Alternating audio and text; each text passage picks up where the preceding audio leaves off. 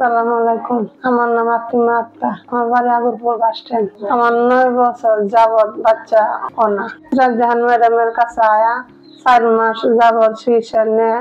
পরে আমার বাচ্চা পঞ্চম হয়েছে। মানুষের কাছে শুনছি জাহান ম্যাডামের কাছে আসলে বাচ্চাও এই কথা শুনে জাহান ম্যাডামের কাছে আইছি। আর পরে চিকিৎসার দ্বারা আল্লাহ আমার রহমত হচ্ছে, বাচ্চা পঞ্চম হয়েছে। ম্যাডামের কাছে দ্বিতীয়বার আইছি। আর পরে প্রেশার বাড়তি, ডায়াবেটিস বাড়তি, বাচ্চা হার্টবিট বেশি, বাচ্চার পানি নাই ভিতরে শুকনা করছে। ম্যাডামে বলছে ভর্তি আর ইমার্জেন্সি সিজার লাগবে, মানে বাড়িতে না। পরে আমি ভর্তি আর ইমার্জেন্সি সিজার করছি। সিজারের পরে বাচ্চারা মেশিনের ভিতরে রাখছে, রাখার পরে বাচ্চা আল্লাহর মধ্যে সুস্থ আছে, আমার সুস্থ আছি, বাচ্চা আল্লাহর মধ্যে আর কোনো সমস্যা নেই।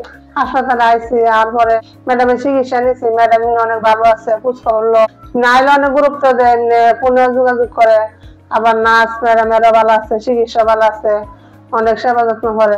ইসরাত জাহান ম্যাডামের কাছে আসলে যারা ধরো বাচ্চা না যাবত, এরা ইসরাত জাহান ম্যাডামের লোক যোগাযোগ করলে, তারপর ম্যাডামের চিকিৎসা নিলে বাচ্চা আল্লাহর রহমতে পঞ্চম যারা বড় বাচ্চা না, এরা ইসরাত জাহান ম্যাডামের লগে আসা যোগাযোগ করে।